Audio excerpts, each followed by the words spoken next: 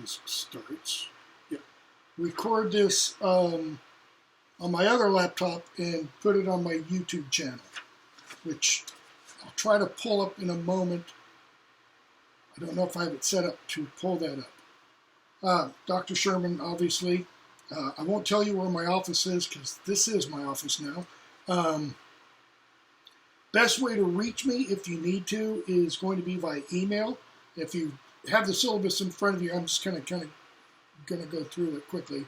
Via the email, and we'll try the D2L chat. I've never used it before. Email usually works best because, sorry to say, I'm usually connected online 12, 16 hours a day, and if you email me and you don't hear back from me, usually at the longest 4 or 5 hours, something's wrong. I mean, I never go longer than 10 or 12 hours before replying to anybody. Usually I reply within an hour or two at most. You can use the D2L email. If for some reason that doesn't work, I don't have it on my syllabus this time, you can use ted.sherman just at mtsu.edu. Just my first name, dot, last name at mtsu.edu. I check that one much more frequently than I do D2L, but because we're using D2L, I'll be using it, checking it quite more frequently. Let me shift to the share screen for a moment. Pull the syllabus up.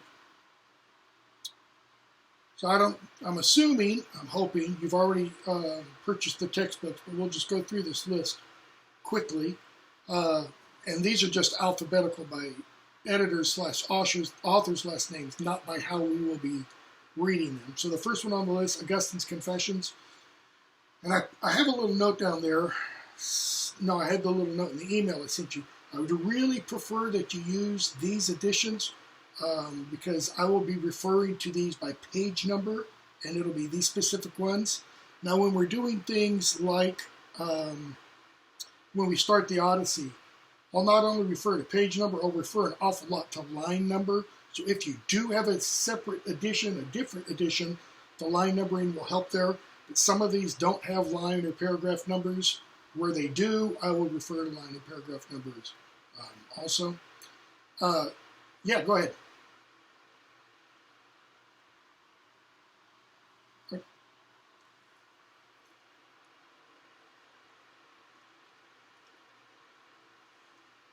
Okay.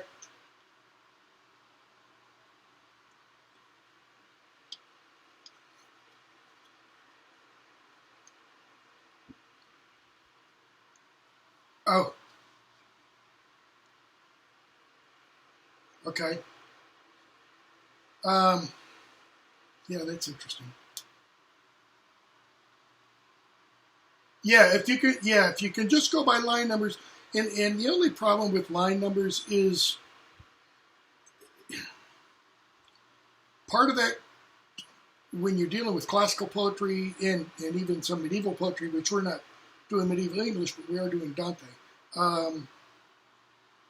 That will vary depending upon the source text that the editor is using. That is, when you talk about classical editions like Homer and such, sometimes there will be some slight variation, but it won't be much. So if I refer to, the Odyssey Book 4, line 126, it might be in your specific edition. If you're not using the Fagles, it might be line 124, something like that. So it'll be ballpark close, okay?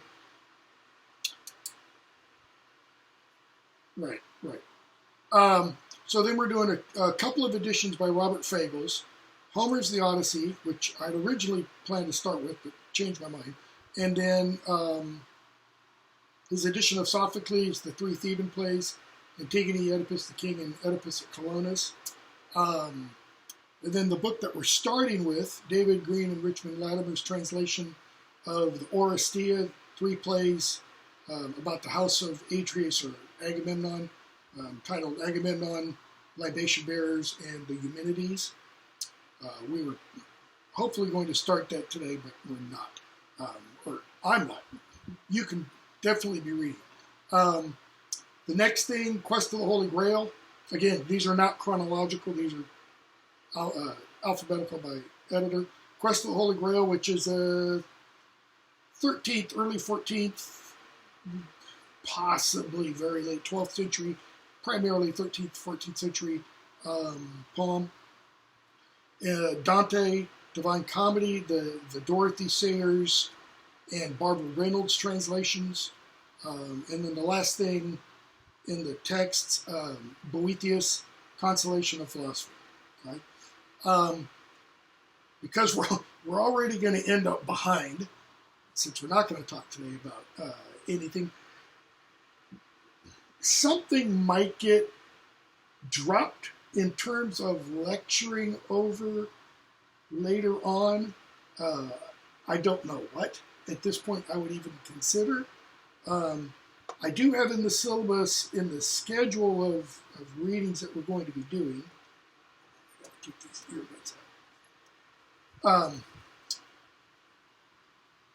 I do have in the schedule of readings some stuff by Plato that I do not have a book assigned. I was going to send a link for that. We might drop that. I really don't want to, however, because that includes Plato's Allegory of the Cave, which is really, really central to Western literature, European literature. So we'll probably, I'll probably find some way to fit it all in. I've built a little bit of time, I think, with Dante, so that if we need to, we can kind of squish Dante up a little bit. We'll just have to see. Students with disabilities, I think those of you who are students with disabilities, you've already contacted me, so I don't need to discuss that. Attendance, civility, grading policies. There's usually a much longer paragraph there, which I deleted because it's not appropriate anymore, since we're not talking about an in-classroom setting about, eating and all that kind of stuff. Do your own work, obviously. When we have quizzes, the quizzes will be via D2L. They'll be primarily objective, so I'll tell you right now, if you want to cheat, yeah, you probably can.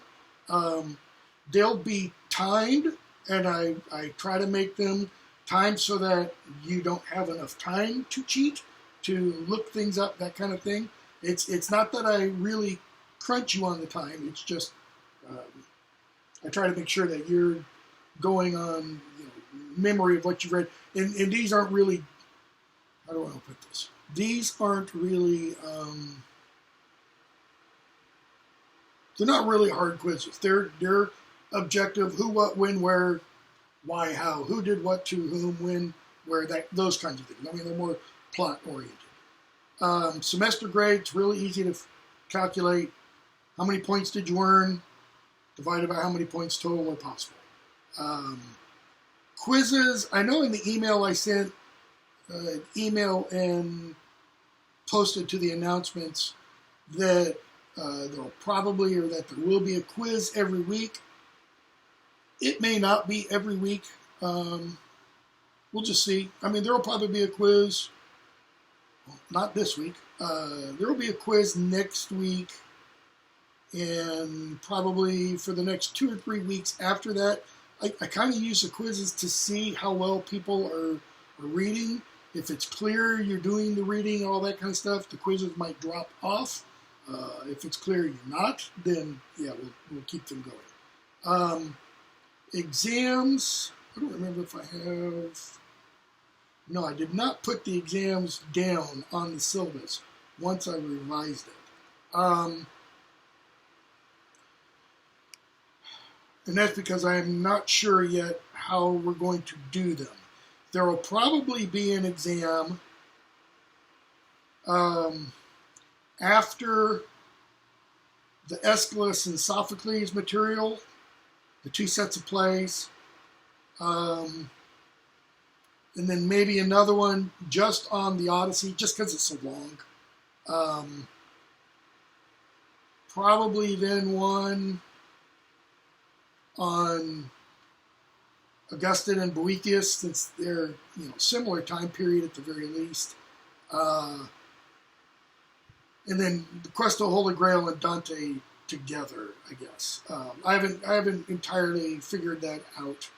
The exam will probably be, or the exams will probably be essay. They won't be real long,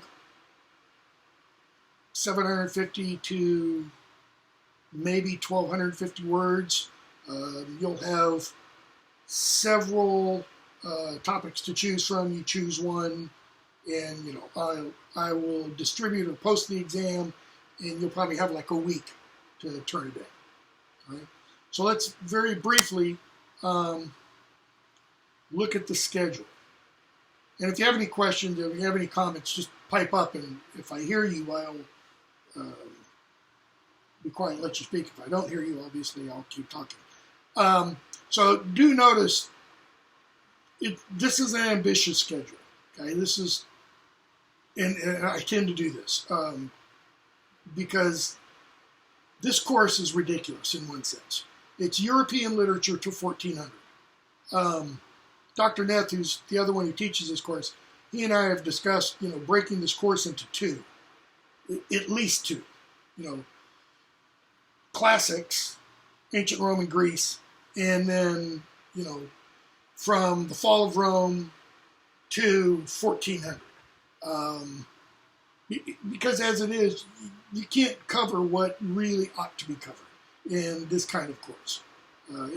It really needs to be more. When I had originally planned doing this course, I was just going to do essentially from like Boethius forward. And I was going to do Boethius and the Song of Roland and maybe Beowulf and some other things. And then I started thinking more about it and thinking Dante. And, well, in order to really get Dante, you've got to read some earlier stuff. And even if we don't read some of the ancient Greek epics and poetry and stuff, you at least need to know about them. So that's why I decided to go ahead and go back. So we might have to shift around. We might have to drop some things, as I said earlier.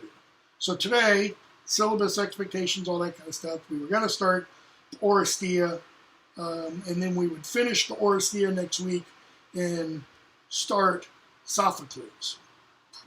We won't start Sophocles next week. We might, hopeful, we might be able to get through the 3 plays by Aeschylus next week. Because one thing you're going to find, as we discuss it, is, especially like in Agamemnon, there's an awful lot at the beginning that is recited by the chorus. And they're just going back and forth. And a lot of that, shouldn't say this, but I will. A lot of that can be skipped. Just because it's not central to the main plot. It's giving you some background information, which we will talk about. I will give you some of the background, or I will point out some of the background things and some of the allusions and the foreshadowing that the chorus is doing, because that's what it's there for. It's to kind of plant ideas that will then come out later. Okay, so we'll probably go through Agamemnon, I think probably within an hour. And if I remember right, it seems like I wrote it down somewhere. Agamemnon is, I did write it down somewhere, I just don't remember where. Agamemnon, I think, is the longest of the 3 plays. And I believe... 57 pages, the others are 40 and 41. Okay, so it's right there. Yeah, and it kind of sets the ground, and so it takes a little bit longer. So I'm hopeful we'll get through it next week. Okay? Then we have Labor Day on the 7th. Then hopefully on the 14th, Oedipus the King and Antigone. And let me just throw this question out. Have any of you read, before talking about Sophocles, any of these plays by Aeschylus? Just, say yes or no. Or... No. Okay. like differences. Okay. So none of you, it sounds like none of you have, or if any few of you have. How about Oedipus the King, or Oedipus Rex, as it's also called? Yes. Okay, it sounds like maybe one of you have. Antigone? Yes. Okay, one of you has. Okay, I think Oedipus and Antigone will probably be a little bit more interesting than the Oresteia, and that's because in one sense they're a bit more relevant. And by relevant, I don't mean, they're, relatable to today's environment, all that kind of stuff. They're much more about what used to be called the human condition, what it means to be human in the world in which we live.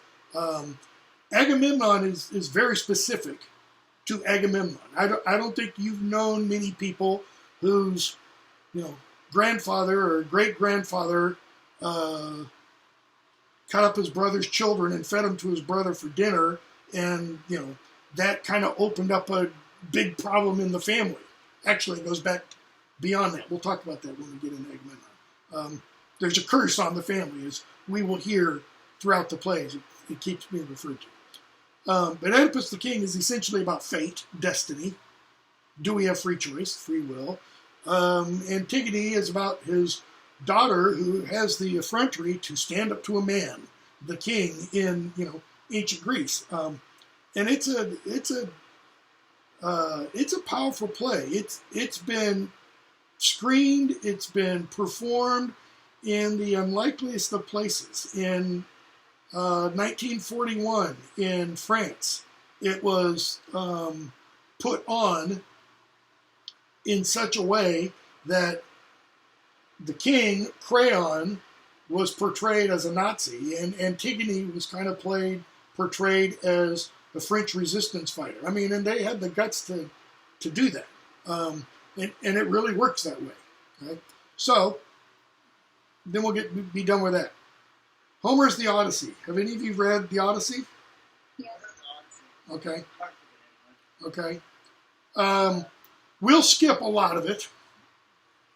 I mean, we won't go line by line through all 24 books because that would be a semester in itself. Some of you, I think at least maybe one or two of you have had me before for a Brett Lit 1 course, and that's kind of what I do in Beowulf, and it takes me 6 weeks to get through Beowulf, because I love Beowulf. I teach Beowulf at the graduate level and stuff. So then we'll have Homer. Plato, if we're able to get to it, the Apology of Socrates. Bear in mind, apology means defense. He's not saying, I'm sorry, I was wrong. It's his defense against, to the Athenian Senate. And then the brief thing about the allegory of the cave. And I'll probably just work that in, and I'll figure out a way to do some kind of whiteboard thing where I can, give you a visual, or I'll find one of what the allegory of the cave is all about. Because that is so important for later Christian medieval, later Neoplatonic literature, even on up to today. There's the allegory of the cave figures in kind of the Western mind pretty large. Okay. Then October 5th, Augustine's Confessions, which is not that long.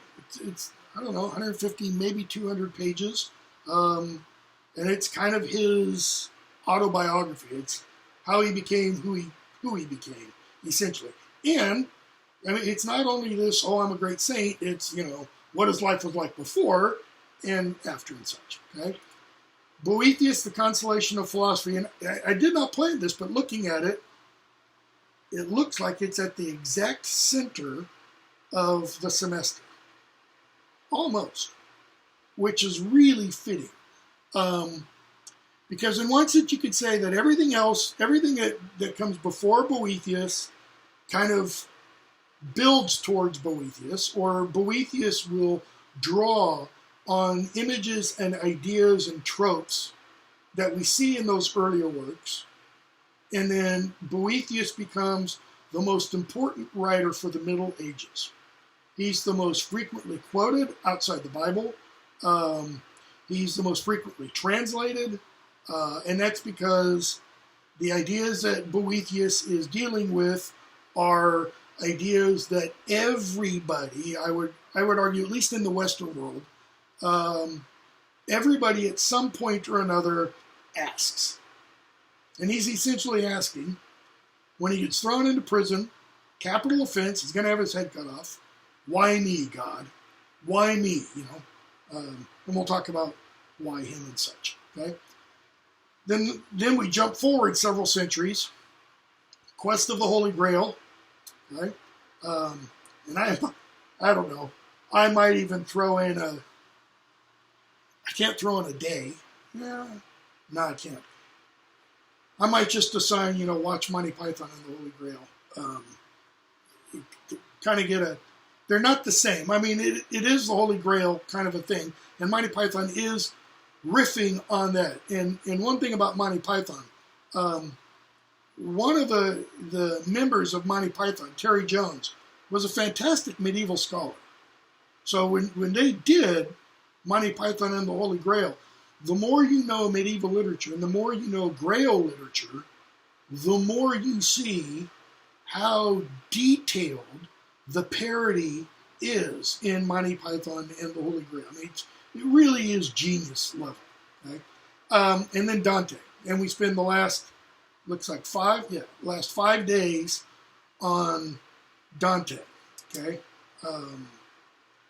Just because one critic, Harold Bloom, I think it was Harold Bloom, said pretty much everybody before Dante points to Dante. Later on, he said pretty much everybody before Shakespeare points to Shakespeare. But it's the same kind of thing. Dante kind of sums up the whole Middle Ages. Christian and unchristian. Now, part of that's because he puts all the unchristians, in hell. For the most part, he does have some not people who were not, quote, Christians in their lifetimes in purgatory and or in heaven. We'll talk about that when we get to it. But essentially, 2 days for each of the books. So 2 days for hell or the inferno, 2 days for purgatory, and then 2 days almost for paradise. Okay. Let's see. And then final exam essay will be due on December 7th. It'll be distributed the week of Thanksgiving. Okay. So you'll have, 2 weeks? Yeah. You'll have 2 weeks to work on that. Okay. Any questions so far? Okay. Paper assignments. Pretty easy. Well, relatively easy. You're going to write one paper, 2,400 to 3,000 words. Okay. No less, no more. That's, that is roughly 8 to 10 pages. So don't come in with a paper or don't send me a paper that has 7 full pages and 2 lines on the top of page 8. It's 8 full pages. Okay. Similarly, don't send me a 15-page paper because I've got 16 students in your class, 24 in my sophomore lit, and 9 or 10 in my grad course, and the grad courses are going to be 20 to 35 pages. I won't be able to read them all. I won't have time. And I do spend quite a bit of time on your papers. Okay? Topic has to be approved by me in advance of writing it, so that doesn't mean, the night before it's due, Dr. Sherman, I'm sorry, I forgot to get your approval, but I've written my paper on. I'll probably send out a reminder towards the middle of the semester saying, you really ought to try to get a paper topic by me now. The only reason I don't push on that is you may not decide until we get into Dante what you want to write on. And you may just fall in love with Dante and want to write about, Dante's, depiction of, Catholic archbishops in hell or something, okay? Which he does put, right? And popes and various others, okay? It's due by midnight the 23rd. You'll email it to me. Okay. Late papers won't be accepted. I say for any reason, okay. If you have a death in your family, if you have somebody, late in the semester, week or two before the paper's due, diagnosed with cancer, you have XYZ, and I'll talk about this, email me immediately, and I'll bend over backwards to help you, okay? And by the way, both those examples, they happen literally, I don't know if it's me or not, almost every semester.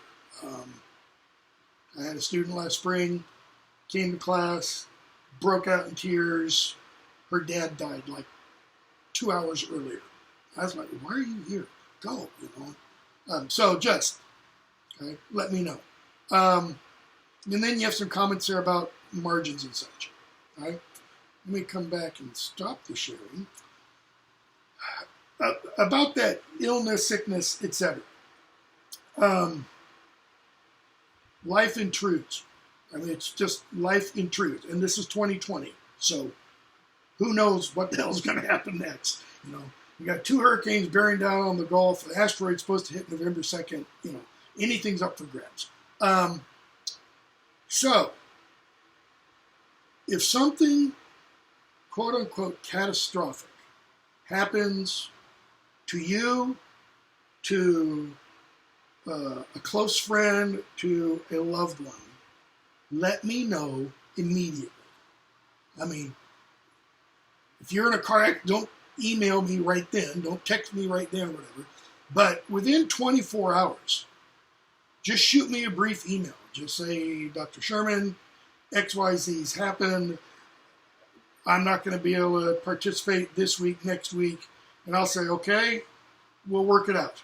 If you end up needing to take an incomplete, you'll take an incomplete. If you end up needing additional time for an exam, you'll get additional time for an exam. I'm pretty lenient as long as you let me know soon. Right? Like I said, last 4 or 5 semesters, something like that has happened every time. Okay? But this has also happened almost every semester. The student shows up the first 2-3 weeks of class and then literally disappears. I mean, sailed off the edge of the earth. And come Thanksgiving week, or the last week of classes, the student shows up. What have I missed? And I'm like, everything. What can I do to make it up? Nothing. You've already failed. And if I don't hear from anybody by midterms, when I have to report grades, I'll report the grade, which at that point will be an F, and I'll, click on the little box that says contact, student's advisor, and I will tell that student, you've missed XYZ classes, you've missed these exams, it's too late to make them up, should have contacted me before, blah, blah, blah, And this is one of the reasons I record everything and put it on YouTube, is so that if you miss something, it's there. You can go back, watch it at your leisure. Now I'm gonna put what I'm recording on this other computer on YouTube. I won't put the Zoom on YouTube because the Zoom, as I understand it, it's going to have all your images, it'll have your voices. That won't go on YouTube. Okay? This other one will, so that everything I say will be recorded and will go up. The Zoom recording, as I understand it, again, I've not had to do this before, the Zoom recording I should be able to save to D2L, right? In which case you'll be able to re-access it there if you want to hear questions students had, things like that. Right? Questions, comments? As far as attendance, I'm sure I just missed that. But just to clarify, so will you take attendance at the beginning of each Zoom meeting? Probably. Okay. Well, let me rephrase that. I only tend to take attendance when the federal government requires it. And that is the only reason. I know many faculty do take attendance, because we are required by the university, because the university is required by the federal government, because it gets funding partially from the federal government, and many of you have student loans and Pell Grants and all that kind of stuff, and the feds want to make sure that they're getting their money's worth by you showing up. In fact, we even get a whole thing about, this counts as attendance, this does not count as attendance. For example, you're showing up today, and my seeing, those of whose faces I see, that doesn't count as attendance. Don't ask me why. That doesn't count as attendance. Actually doing something counts as attendance. So, send me an email. Just send me an email via D2L. Dr. Sherman, I was here today, August 24th. Okay? And I checked most people's, and I'm going to go back over it real quickly, because we're pretty much done with the syllabus. Okay? Probably, if I do keep checking attendance, one of the ways that I'll do it is just weekly via quiz. That's pretty much all I need, since we only meet once a week. If we were meeting in person, we would have a quiz. First couple days, it would be at the end of class to give you an idea of, what I go over in class and that kind of thing. The first one probably, you'd take, and depending on how well most of you did, it may not count. I might send a sample quiz out this week just to give you an idea of the kinds of things I would look for. In fact, I will do that. And then I would just use, the quiz would just be used to take attendance. Because one of the things you'll see, unless I'm totally different via Zoom than I am in the classroom, and I don't think I will be, I take the full 3 hours. And there's no break. If you need to get up, go get a drink, bathroom break, whatever, by all means, feel free to. But from usually the time I start talking, it's 3 hours straight. Okay? That's, student questions thrown in, responding to questions, things like that. But it's 3 hours straight. Okay? I think I'm going to test the limits of Zoom by doing it. YouTube now allows me, it started, because I've been posting stuff on YouTube since 2011, 2012, and when you start posting on YouTube, they've got a 10 or 15 minute limit, and gradually it increases. I can now post stuff 3-4 hours long. Let's see here. Any other questions? Yes, for your YouTube channel, is it just under your name, or? Let me see. Hold on. Share screen. I don't remember if I closed that or not.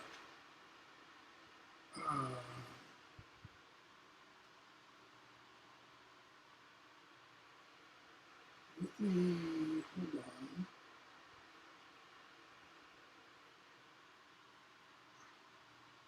No, it's not.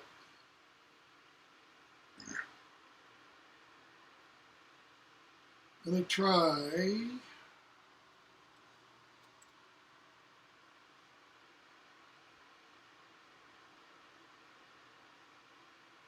Now let me try and show. I had to pull it up first.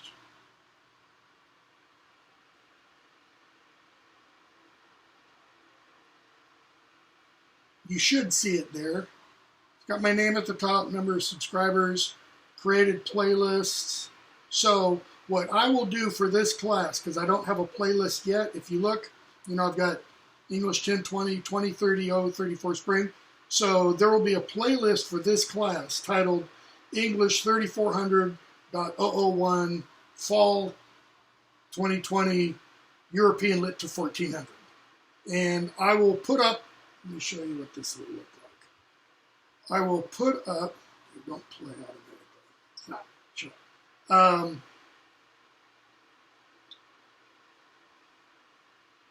It'll look like what you see there on the right. So lecture 1, it'll have the date. Lecture 2 will have the date. And what I'll try to do is, after the date, a brief title of what the thing is. So maybe lecture 1, Aeschylus, Agamemnon, and the Libation Bearers, or something like that. Or Aeschylus, the Oresteia. And then I might have, partial. following week, Aeschylus, Oresteia, finished, Sophocles, Oedipus, partial or something like that. So I'll just, roll them on over, and it gives you, the time and how long the video is and all that kind of stuff. When we don't have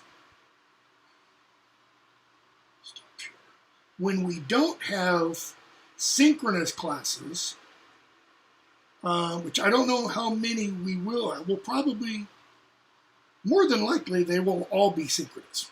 Okay, something happens and I can't make it, then probably what I will do is I will go back to a previous iteration of this course and find a lecture that will work, that I can post to you, that I'll post the link to D2L.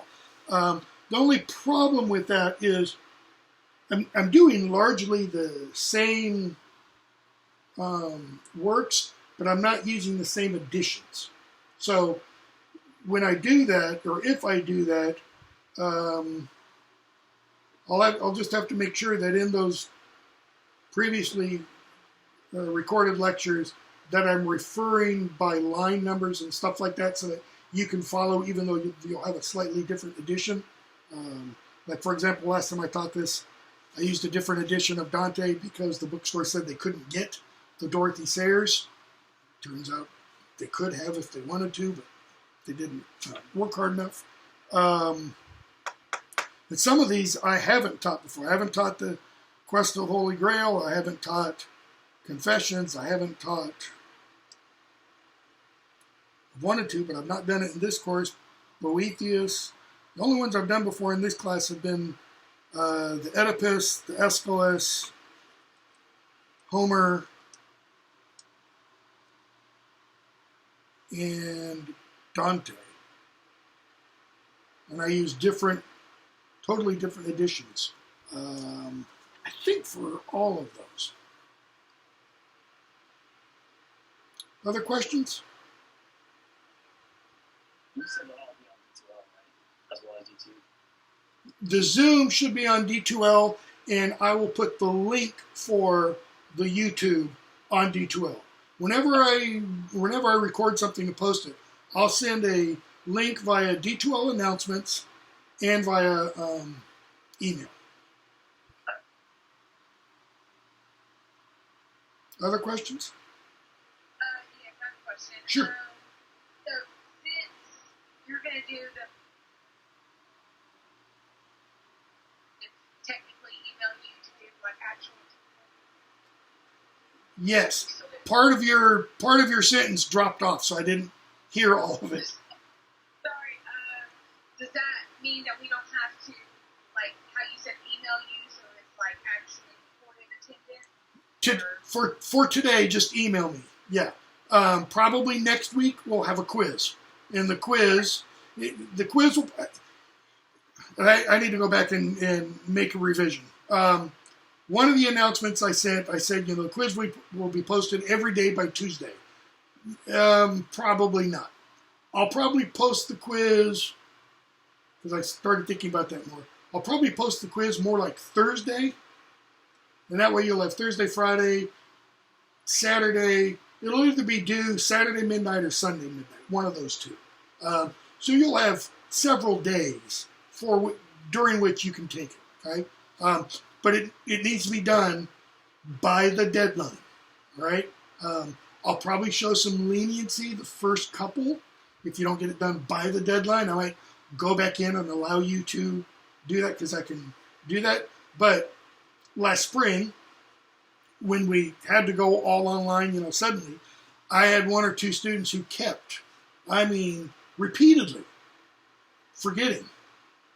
Okay, I make it so that you can't forget about the quiz. I will send you reminders, like 3 or 4 in the course of a week. Remember to do your quiz, and I'll post either post the link to it or remind you when it is. And once I post the quiz, it'll show up on the sidebar in your calendar on D2L, and it'll show the due date. Okay? It doesn't have a a clock ticking backwards or anything like that. It'd be kind of cool if I could make it do that. With a bomb exploding when you don't get it done on time. But I mean, if after 3 or 4 weeks you're not getting them done on time, and take that back. After the second week, if you're not getting them done on time, I will say no more. You get it done or you get a 0. Okay, and it'll just be a 0.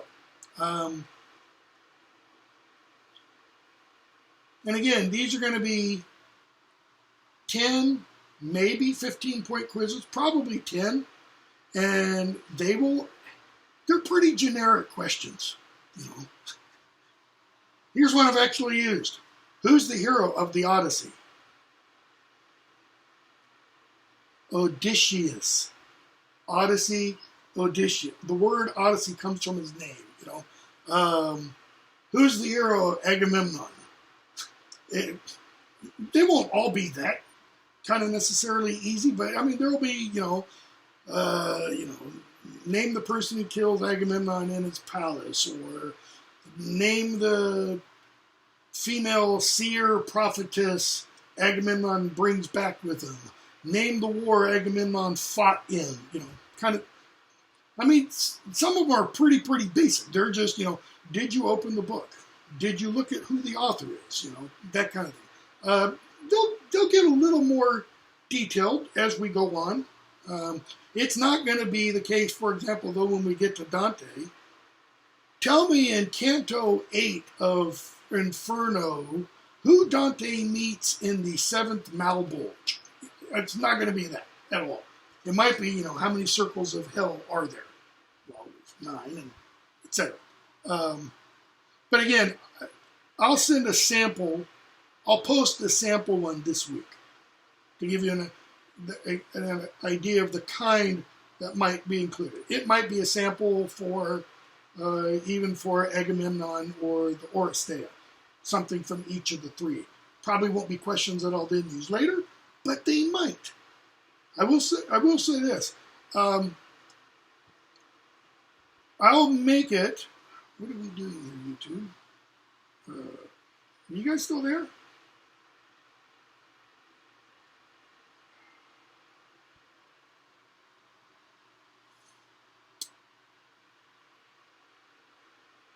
Come on.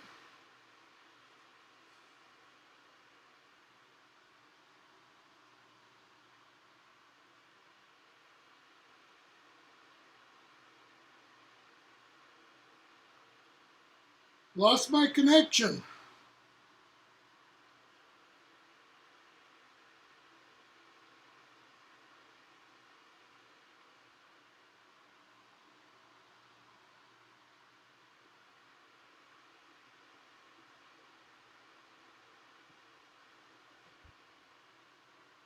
Karen, did the internet go down?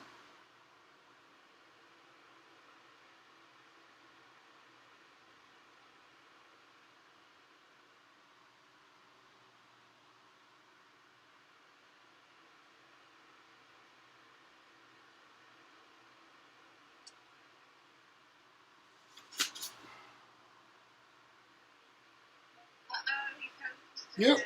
Are you back? I'm back. That was, yeah, that was me, because I've got, my wife's working from home. You guys hear me? You just took a quick bathroom break. You guys hear me? Yes. There we go. Yeah, sorry, that was my connection just went out. I've got 3 other people online right now. 2 doing Zoom class, and my wife works from home too. So sorry about that.